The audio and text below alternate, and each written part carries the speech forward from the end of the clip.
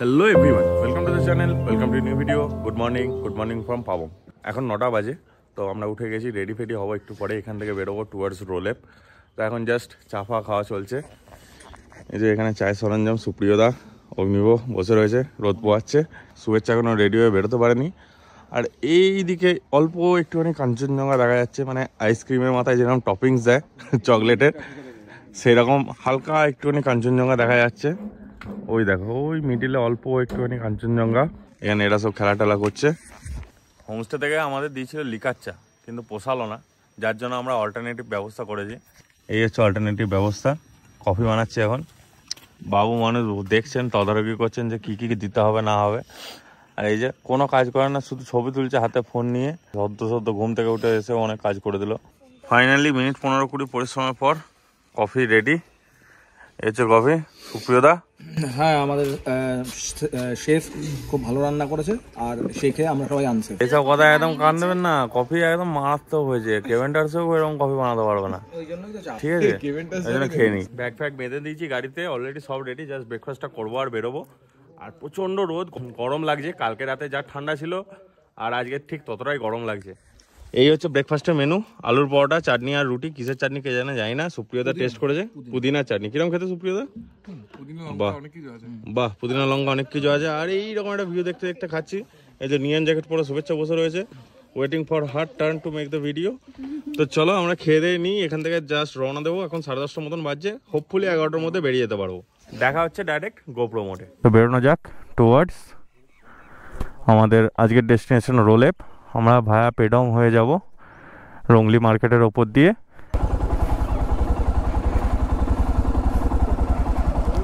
দুগ্গা আজকে রাইড শুরু করছি।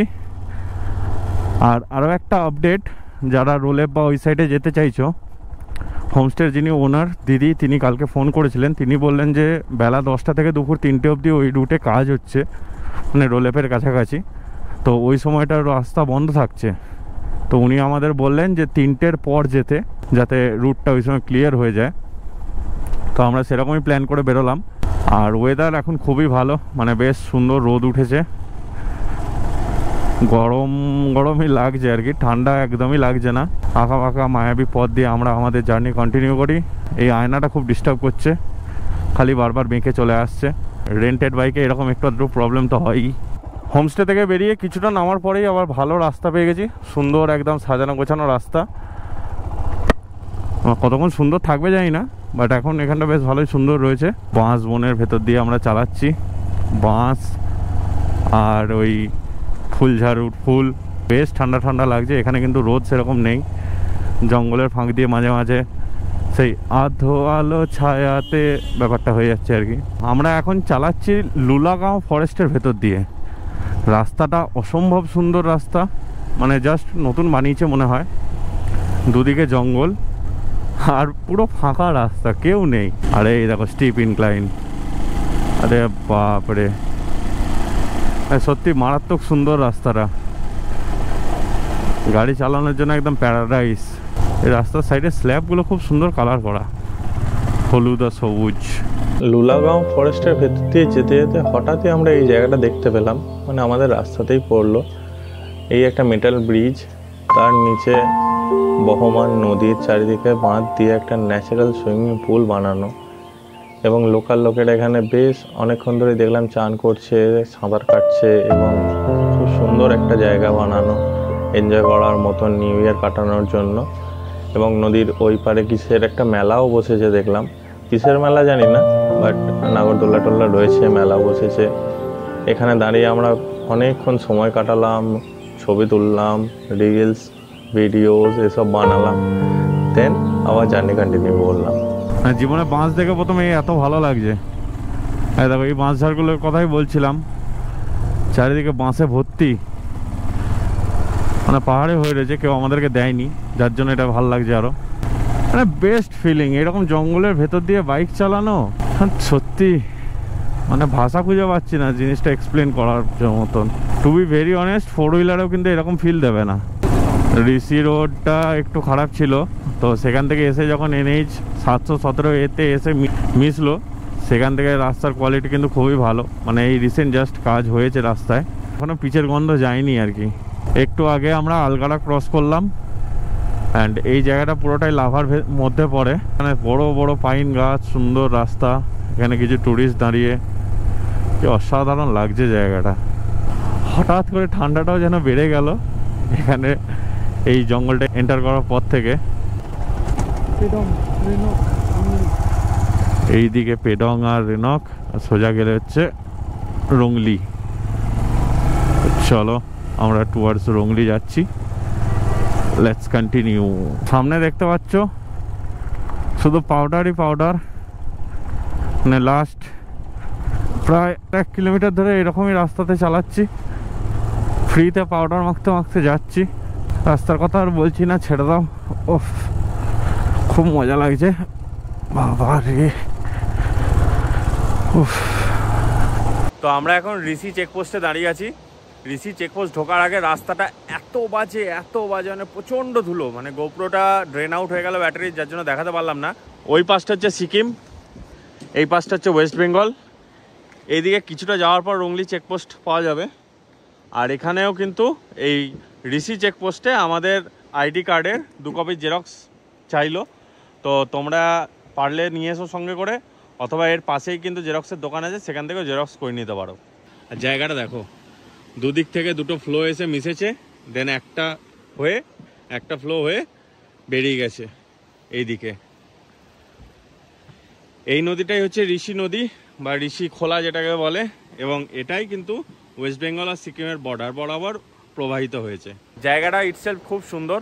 তো ডকুমেন্টের জেরক্সের যা ইনফরমেশন দিলাম সেটা মাথায় রেখো, আর না হলেও অসুবিধা নেই, এখানে নিয়ে এসে ডিএল বা Aadhaar card, voter card, anything 2 copy xerox করিয়ে জমা দিয়ে দিতে পারো। এখনো লাঞ্চ করা হয়নি, এরপর যাবো রংলি, ঢুকে ওখানে লাঞ্চ করে নেবো, দেন হোমস্টের দিকে যাবো। Bye bye. কালিম্পং সাইডের চেকপোস্টে একবার দাঁড়িয়েছিলাম, ওখানে সব ডকুমেন্ট দেখলাম, জমা নিল। আবার একটা কপি এই সিকিম সাইডের চেকপোস্টে জমা নিল। আমরা অফিসিয়ালি সিকিমে ঢুকে গেলাম। ইয়েস, এই বছরে 31টা আমরা সিকিমে কাটাবো। চলো আমরা রংলি জাস্ট ঢুকবো। আর এতক্ষণ যে রাস্তাটা দিয়ে এলাম, মানে ঋষিখোলা ক্রস করার পর, মানে অসাধারণ রাস্তা, পুরো ফ্ল্যাট চওড়া রোড, আর টার্নিংসও খুব কম, মানে আছে কিন্তু শার্প বেন্ড খুব কম আছে। আর এই রাস্তাটায় জুলুক, নাথাং ভ্যালি, পাদামচেন, কুপুপ ভ্যালি সব দিকেই যায়, মানে পুরো ইস্ট সিকিম যেতে গেলে কিন্তু এই রুটেই আসতে হবে। এখন আছি হচ্ছে রংলি মার্কেটে, তো যাচ্ছি লাঞ্চের জন্য। এখানে পার্কিংয়ের যে দাদা ছিল ও বললো নেপালি থালি খাওয়াতে নিয়ে যাবে, জানি না কোথায় নিয়ে যাচ্ছে, দেখি ওকে ট্রাস্ট করে। আর এখানে পার্কিং গাড়ির 2 হুইলারের জন্য 30 টাকা নিল। তো চলো দেখা যাক গোপ্রোর কি সমস্যা করছে জানি না, খালি ব্যাটারি ড্রেন আউট হয়ে যাচ্ছে, মানে জাস্ট ফুল ব্যাটারি লাগালাম, ড্রেন আউট হয়ে গেল। জানি না গোপ্রোতে কতক্ষণ ফুটেজ নিতে পারবো না পারবো, তো বাকিটা ফোনে শেয়ার করছি। তো চলো আপাতত এখন লাঞ্চের জন্য যাওয়া যাক। এই যে এই দাদা, হাই, আপনার নাম? मेरा नाम जिग्मी। জিগমি, আচ্ছা, এই দাদাই আমাদের নিয়ে যাচ্ছে লাঞ্চ করাতে। তো লেটস সি কোথায় নিয়ে যায়, কিরকম খাবার দাবার। এইখানে ভেতর দিয়ে কোথাও একটা যাচ্ছি আমরা নেপালি থালি খাওয়ার জন্য। ওই ভেতরে না, এখানেই আছে হোটেল ইয়াকথাম, রংলি বাজার, ইস্ট সিকিম। ইধার ওই যে রাস্তাটা দেখতে পাচ্ছ 4 চাকা দাঁড়িয়ে গেল, ওইটা থেকে জাস্ট এই গলিটা দিয়ে ঢুকেই হচ্ছে ইয়াকথাম, হোটেল ইয়াকথাম, রংলি বাজার, ইস্ট সিকিম।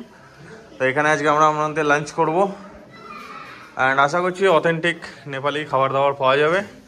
এখানে বসার জায়গা খুব সুন্দর, আর বাইরেটাতেও বসা যায়, চাইলে বাইরেও বসতে পারো। এই যে ভাইয়া, আর এটা এনাদের কিচেন, এখানে কুকিং চলছে। লেটস সি খাবার দাবারের কিরকম কোয়ালিটি হয় না হয়। চলো খেতে বসে গেছি, খাবার চলে এসছে। মেনু হচ্ছে ডাল আর চাল মেশানো ভাত, পেঁয়াজ, লেবু, চিকেন, ডাল, লঙ্কা চাটনি, আলু ভাজা, মেথি শাক। আর এটা এখানকার বললো অর্গানিক স্পেশাল গুন্দ্রুক নাকি নাম বললো, গুন্দ্রুক কিছু একটা বটে, আর ডাল লঙ্কা। তো চলো খাওয়া দাওয়া হয়ে যাক, দেন দেখা হবে। লাঞ্চের পর রংলি মার্কেট থেকে একটু কেনাকাটা করলাম। তো এখানে অনেক সস্তায় জিনিসপত্র পাওয়া যায়। রংলি মার্কেট থেকে জিনিসপত্র কিনে এবার যাচ্ছি হোমস্টের দিকে। অলরেডি 5টা বেজে গেছে, অন্ধকার হয়ে গেছে, জিনিসগুলোকে গাড়িতে আবার বাঁধতে হবে, দেন রওনা দেবো। দেখা হবে গোপ্রো মোড়ে। আমরা এখানে বাহ, চলো জুলুক চলে যাই। টপিং টপিং করে আমরা বেরোচ্ছি এবার এখান থেকে। Let's go. একটু বেশি দেরি হয়ে গেল, মোটে 5:30 বাজে, বাট ইটস ওকে, কোনো ব্যাপার না। আর হয়তো এখান থেকে 20-30 কিলোমিটার হবে। প্রত্যেকবারের প্রথা অনুযায়ী এবারেও আমরা রাস্তা ভুল করেছি। এবারেও 9 কিলোমিটার ভুল চলে গেছিলাম, আমরা সিংটাম চলে গেছিলাম। এখন রোলেপের পথে আছি, রোডটা একটু দেখাই, মানে রোড নয়, এখানে অন্ধকার আর কি। এই আমার টর্চটা জ্বলছে। রোড বলতে এরম বড় বড় পাথর, বালি, কাদা, ওইদিকেও কিছু নেই। টর্চের আলোতে এই তিনজন ওই যে হেডলাইট জ্বালিয়ে রাস্তা দেখাচ্ছে। তো এখানটা তো একটু ভালো, মানে সত্যি কথা বলতে গোপ্রো তো চার্জ শেষ হয়ে গেছে, আর আমাদের যে অবস্থা আমাদেরও চার্জ শেষ হয়ে গেছে। True adventure. Finally Rolep tribal homestay এখানে এসে পৌঁছেছি, অনেক কষ্ট করে খুঁজে পেয়েছি। এই যে গাড়ি দুটো এখানে রেখে দিয়েছি, লাগেজগুলো এখন নিয়ে নিচে যাব। এই দাদা আমাদের নিতে এসছে, আর এই সিঁড়ি দিয়ে ওই নিচে যেতে হবে, কত দূর নিচে যাই না। তো চলো এখন দেখা যাক, নিচে যাই, রুমে গিয়ে দেখা হচ্ছে। এত দূর এত বিচ্ছিরি রাস্তা দিয়ে গাড়ি চালানোর পর শরীর তো টায়ার্ড হয়ে গেছিলো, মেন্টালিও খুব এক্সস্টেড হয়ে গেছিলাম। বাট হোমস্টে ঢোকার সাথে সাথেই এত সুন্দর অ্যাম্বিয়েন্স, এত সুন্দর একটা পরিবেশ পেলাম, পুরো মন মেজাজ সব ঠিক হয়ে গেল। তো চলো সেটা তোমাদের সাথে শেয়ার করে নিই। হোমস্টে এন্টার করার সাথে সাথেই ঠিক এরকম একটা ভিউ পেলাম আমরা। এত সুন্দর চারিদিকে লাইটিং করে, খুব সুন্দর পরিপাটি করে সাজানো, মানে জাস্ট অসাধারণ। আমি এসে কীরকম ফিল করলাম, কীরকম ভিউ পেলাম সেটা শেয়ার করে নিই। ওই দেখো উপরে সুপ্রিয় দাদা দাঁড়িয়ে আছে, চা খাচ্ছে। এখানে ছোট্ট একটা ডগি। আর আমরা এই সিঁড়ি দিয়ে ওপরে উঠে এরকম দেখো সাইডে ভুট্টা ঝোলানো রয়েছে, কাঠের বেদি করা, ওপরে বেতের কাজ করা, বসার জন্য এখানে বেতের চেয়ার, টেবিল, কাঠের গুঁড়ি দিয়ে টেবিল বানানো, এখানেও বসার জায়গা, এখানে বাঁশের কাজ করা আছে। আর এটা হচ্ছে রুমটা এক কথায় অনবদ্য, দেখে খুব ভালো লাগলো। ফ্রেশ হয়নি, দেন যাবো ডিনারে।